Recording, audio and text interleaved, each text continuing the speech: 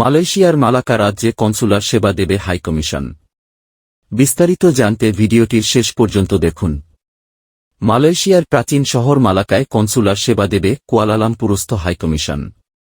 বিশেষ ব্যবস্থাপনায় এ সেবা গ্রহণে প্রবাসীদের ৩০ জুলাইয়ের মধ্যে অনলাইনে আবেদন করতে হবে।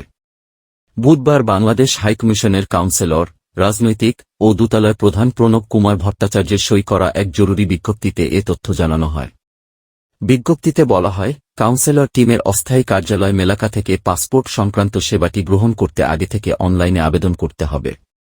বিজ্ঞপ্তিতে আরও বলা হয়, আগামী ৩ ও ৪ আগস্ট শনিবার ও রোববার স্থানীয় সময় সকাল ৯টা থেকে বিকেল ৪টা পর্যন্ত মালাক্কা প্রদেশের প্লাজা মেলাকা সেন্ট্রালের সিবিএল মানি ট্রান্সফার অফিস থেকে সরাসরি পাসপোর্ট ও কনসুলার সেবা গ্রহণ করতে পারবেন বাংলাদেশিরা। এজন্য আগামী ৩ জুলাই এর মধ্যে অনলাইনে আবেদন করতে হবে।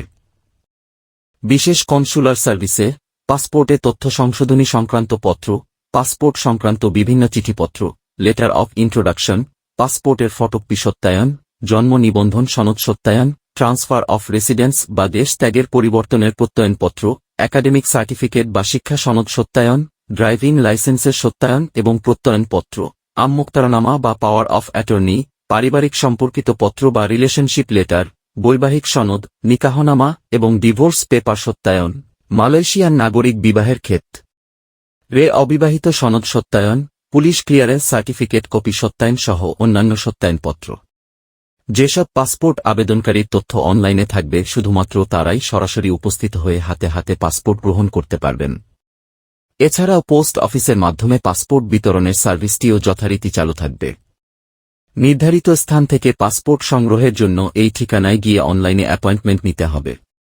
একই সঙ্গে পাসপোর্ট সংগ্রহের জন্য ডাকযোগে সেবাটি চালু থাকবে।